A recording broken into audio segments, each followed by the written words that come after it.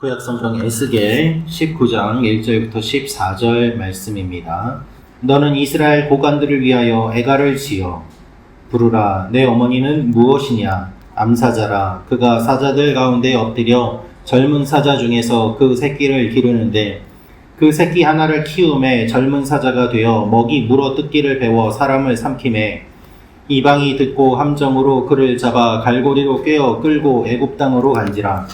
암사자가 기다리다가 소명이 끊어진 줄을 알고 그 새끼 하나를 또 골라 젊은 사자로 키웠더니 젊은 사자가 됨에 여러 사자 가운데 왕래하며 먹이 물어뜯기를 배워 사람을 삼키며 그의 궁궐들을 헐고 성읍들을 부수니 그 우는 소리로 말미암아 땅과 그 안에 가득한 것이 황폐한지라. 이방이 포위하고 있는 지방에서 그를 치러 와서 그의 위에 그물을 치고 함정에 잡아 우리에 넣고 갈고리를 꿰어 끌고 바벨론 왕에게 이르렀나니 그를 옥에 가두어 그 소리가 다시 이스라엘 산에 들리지 아니하게 하려 함이라. 내 피의 어머니는 물가에 심겨진 포도나무 같아서 물이 많음으로 열매가 많고 가지가 무성하며 그 가지들은 강하여 권세 잡은 자의 규가 될 만한데 그 하나의 키가 굵은 가지 가운데에서 높았으며 많은 가지 가운데에서 뛰어나 보이다가 분노 중에 뽑혀서 땅에 던짐을 당하매 그 열매는 동풍에 마르고 그 강한 가지들은 꺾이고 말라 불에 탔더니 이제는 광야 메마르고 가뭄이 든 땅에 심어진 바 되고 불이 그 가지 중 하나에서부터 나와 그 열매를 태우니 권세 잡은 자의 규가 될 만한 강한 가지가 없도다 하라. 이것이 애가라. 후에도 애가가 되리라. 아멘. 오늘 말씀은 유다 왕가의 몰락을 탄식하는 말씀입니다. 하나님께서는 에스겔을 통해서 유다 왕가의 과거와 현재를 회상하게 하십니다. 그들이 어떻게 하나님을 떠나고 결국 파멸에 이르게 되었는가를 설명하시면서 애가를 부르라고 주님이 말씀하시는 것입니다. 슬픈 노래라는 것이죠. 하나님께서는 유다 왕국을 어미사자로 두 명의 왕을 새끼로 비유하십니다. 첫 번째 사자는 젊어서 사자가 되자 교만합니다. 그리고 결국 끌려갑니다. 하나님께서 이 말씀을 통해서 우리에게 알려주시는 것 중에 첫 번째가 무엇인가 하면 지도자의 잘못을 책망하십니다 라는 것입니다. 지도자의 잘못을 책망하십니다. 1절부터 4절 말씀을 제가 읽어드리겠습니다. 너는 이스라엘 고관들을 위하여 애가를 지어 부르라. 내 어머니는 무엇이냐? 암사자라. 그가 사자들 가운데 엎드려 젊은 사자 중에서 그 새끼를 기르는데 그 새끼 하나를 키움에 젊은 사자가 되어 먹이 물어 뜯기를 배워 사람을 삼킴에 이방이 듣고 함정으로 그를 잡아 갈고리로 꿰어 끌고 애굽 땅으로 간지라. 그렇죠. 여기에서 내 어머니는 무엇이냐? 암사자라고 이야기를 하고 있습니다. 새끼 하나를 키웠는데 이 새끼가 젊은 사자가 되자 먹이 물어뜯기를 배워서 사람을 삼켰습니다. 그래서 결국 이방이 그를 함정을 파서 잡아다가 애굽으로 끌고 가게 되었다는 이야기입니다.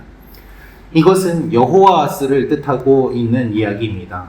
여호아스, 그는 요시아의 뒤를 이어서 23살에 왕위에 올랐지만 3개월을 통치하고 애국 왕 느고에 의해서 폐위되었습니다. 이집트로 끌려가게 된 것이죠. 그래서 요시아 왕은 하나님 앞에서 개혁을 한 사람으로서 사자, 어미사자라고 되어 있는데 그 아들은 그것을 이어가지 못하고 애굽에 끌려간 새끼 사자라고 하나님이 비유를 통해서 말씀하고 계십니다. 그런데 유다 왕국이 이렇게 바벨론의 공격을 받아서 파괴되고 포로로 끌려갔지만 여전히 예루살렘에는 다윗 계열의 왕이 자리에 있었기 때문에 이들은 회복을 기대하고 있었습니다. 그러나 하나님께서는 애가를 지어 부르라고 하시면서 그러한 모든 회복의 기대를 다 끊어버리십니다. 슬픈 노래를 부르라는 것입니다. 여러분, 하나님께서 이 애가를 부르게 하실 때의 대상은 누구인가 하면 바로 지도자들입니다. 왕이 잘못하였기 때문에 애굽에 끌려가게 되고 왕이 잘못하였기 때문에 너희가 포로로 오게 되었다는 말씀인 것이죠. 심판을 받고 고난을 받을 때 백성들이 잘못한 죄도 큽니다만 오히려 더 큰 죄는 지도자들에게 있음을 하나님 분명하게 말씀하십니다. 그래서 여러분, 오늘 말씀도 지도자에 대한 말씀을 하고 계시는 것입니다. 우리가 지도자를 위해 기도해야 될 이유가 바로 여기에 있습니다. 한 가지 결정 때문에 큰 결과를 가져올 수 있는 그 자리가 바로 지도자의 자리입니다. 그렇기 때문에 그 권력과 권한을 많은 사람들이 주목하고 있고 또 그것을 원하고 있지만 실제로 그것을 제대로 쓰는지는 우리가 계속해서 기도하며 살펴보아야 되는 것입니다. 지도자가 그러한 권한을 가지고 있기 때문에 그러한 권한을 가진 지도자가 바르게 모든 일들을 할 수 있도록 우리가 기도할 필요가 있는 것입니다. 하나님께서 이스라엘 백성들이 잘못하고 있는 것을 지적하심과 동시에 그들의 왕들이 잘못하였음을 분명하게 선포하고 계십니다. 두 번째로 말씀하시는 것은 다른 사자도 실패하였다는 것입니다. 다른 사자도 실패하였다. 그것이 5절부터 7절 말씀입니다. 같이 읽겠습니다. 시작.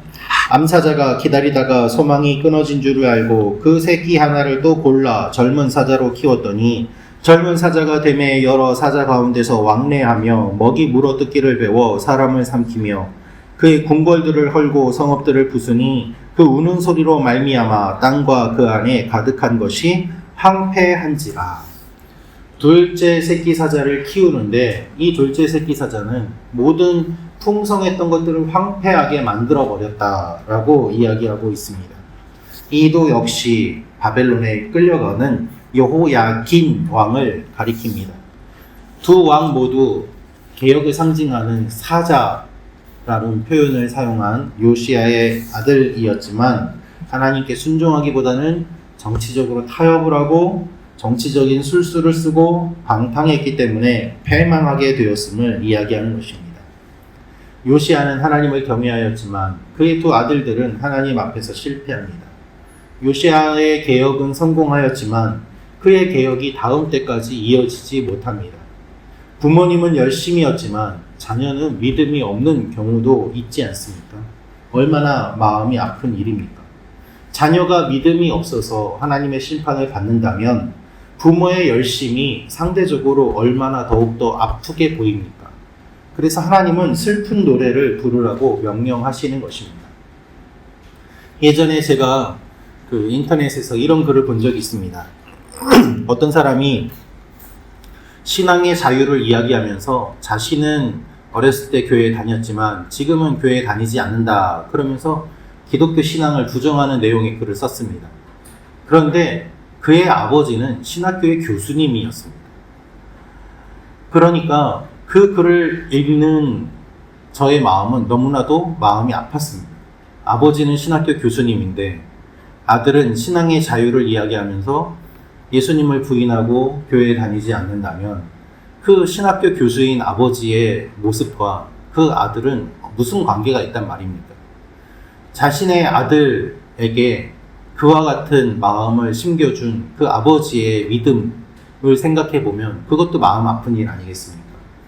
자녀는 아버지의 마음대로 될 수 없다고 하지만 그렇다고 하더라도 그 자녀가 믿음에서 떠난 모습을 보면서 아버지의 마음은 편하겠습니까? 여러분, 요시야가 개혁을 하였는데 그 아들들이 실패하는 모습을 보면 우리의 마음은 어떻습니까? 결코 편치 않을 것입니다. 하나님의 마음은 어떠실까요? 더 그러실 것입니다. 그래서 슬픈 애가를 지어 부르라고 하는 것은 하나님의 마음이 반영되어 있는 것입니다. 에스겔서 19장에서 이야기하고 있는 전체의 이 이야기가 바로 그와 같은 이야기를 하고 있는 것이죠. 여러분, 한 번 실수는 할 수 있습니다. 그러나 실수에서 배우지 못하는 것은 당연히 책망받아야만 합니다. 여호아스가 실패하였지만 그 뒤를 이은 여호야긴은 거기에서 배우지 못하고 그도 역시 똑같이 실패하였습니다.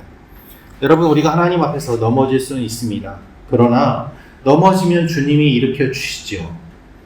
그렇다고 하더라도 계속해서 같은 것으로 넘어지는 것은 분명 문제가 있는 것 아니겠습니까? 오늘 말씀을 기억하면서 하나님 앞에서 같은 문제로 넘어지지 않는 여러분과 제가 되기를 원합니다. 오늘 에스겔서 19장 5절 7절에서 이야기하고 있는 이 둘째 사자가 실패하는 것, 이것을 이야기하면서 하나님의 마음은 너무나도 아프기 때문입니다. 세 번째로 알 수 있는 것은 무엇인가 하면 바로 가지가 뽑힙니다 라는 것입니다. 가지가 뽑힙니다. 11절에서 14절 말씀 우리 같이 한번 읽어보도록 하겠습니다. 시작. 그 가지들은 강하여 권세 잡은 자의 규가 될 만한데 그 하나의 키가 굵은 가지 가운데서 높았으며 많은 가지 가운데에서 뛰어나 보이다가 분노 중에 뽑혀서 땅에 던짐을 당하매 그 열매는 동풍에 마르고 그 강한 가지들은 꺾이고 말라 불에 탔더니 이제는 광야 메마른 가물이 든 땅에 심어진 바 되고 불이 그 가지 중 하나에서부터 나와 그 열매를 태우니 권세 잡은 자의 규가 될 만한 강한 가지가 없도다 하라. 이것이 애가라. 후에도 애가가 되리라. 아멘. 이제 포도나무에 대한 이야기를 하라고 하십니다. 포도나무의 가지들은 권세 잡은 자의 규가 될 만한 위용을 갖추고 있습니다. 그것이 11절에 기록되어 있습니다. 이 처음에는 사자로 말씀하시고 두 번째는 포도나무로 말씀하시는데 계속해서 에스겔은 사자와 포도나무가 등장을 합니다. 포도나무가 무성하여서 권세 잡은 자의 규가 될 만하였는데 이 포도나무가 분노 중에 뽑히게 되었다라고 되어 있습니다. 동풍이 열매를 말라버리고 솟아있는 가지는 불에 타버렸습니다. 동풍은 바벨론을 가리키고 또한 이 강한 가지는 시드기야 왕을 가리킵니다. 따라서 불에 타는 장면은 예루살렘 성이 파괴되고 포로로 사로잡힌 뒤에 바벨론에 끌려가는 사건을 예고하고 있습니다. 포도나무는 메마르고 건조한 땅에 심겨지는데 다윗 왕조와 유다 백성들이 이방인의 땅에 잡혀가는 것을 말합니다. 그리고 이것이 애가다. 후에도 애가가 되리라 라고 말씀하십니다. 여러분, 하나님은 애가다. 슬픈 애가가 되리라 말씀하십니다. 하나님 슬픈 노래를 부르라는 것입니다. 여러분, 하나님을 떠나면 슬플 수밖에 없습니다. 슬픈 노래를 부르지 않도록 하나님 앞에서 우리가 깨어 있어야 되는 것이죠. 하나님은 애가를 부르라고 하십니다. 왜 이것을 부르라고 하십니까? 이것을 계속해서 남김으로 말미암아 왜 이런 비극이 일어났는지를 잊지 말라는 것입니다. 하나님께서는 슬픔을 기억하라고 하십니다. 그리고 그 원인을 기억하라고 하시고 다시는 이런 일들이 일어나지 않도록 하기를 원하십니다. 사랑하는 성도 여러분, 하나님의 마음을 우리가 같이 기억하고 묵상하며 나아가기를 원합니다. 우리의 삶에 힘든 일들이 있고 어려운 일들이 있고 슬픈 일들이 일어날 수 있습니다. 그 원인이 무엇인지를 우리가 모를 수도 있습니다. 그러나 분명한 것은 하나님께서 우리에게 말씀하시는 것이 무엇인가? 바로 우리의 이 잘못된 모습들이 반복되지 않도록 슬픈 노래를 불러서 기억하도록, 그리고 이것으로 끝이 아니라 결국 하나님이 관심을 갖고 계시니까 슬픈 노래라도 지어 부르라고 말씀하시는 것 아니겠습니까? 하나님의 관심이 없다면 이와 같은 명령도 하지 않으셨을 것입니다. 이스라엘 고관들은 잘못하였습니다. 그들의 잘못을 기억하며 반복되지 않도록 깨어 있어야만 합니다. 우리 삶 가운데 있는 잘못된 부분들 반복되지 않도록 깨어서 하나님 앞에 나아가는 여러분과 제가 되기를 원합니다. 기도하겠습니다. 참 좋으신 아버지 하나님, 슬픈 노래를 만들어 부르라고 주님이 명령하셨습니다. 이스라엘 백성들의 모습들, 그 왕들의 잘못된 것들 우리가 바라봅니다. 주여, 우리 또한 지도자들을 위하여 기도하고 우리 가운데 있는 죄악된 것들을 덜어내며 하나님 앞에 슬픈 노래를 부르지 않도록 깨어 기도하는 오늘 하루가 되게 하여 주옵소서. 하나님, 오늘도 우리 교회 성도 한 사람 한 사람을 지켜주시고 건강을 붙잡아 주시고 아버지 하나님께서 원근각지에 있는 우리 성도들 다 한 영으로 하나 되게 하셔서 오늘도 주님의 도우심을 경험하는 하루가 되게 하시고 주님과 동행하는 하루가 되게 하시고 슬픈 노래가 아니라 기쁨으로 주님 앞에 나아가는 하루가 되게 도와 주시옵소서.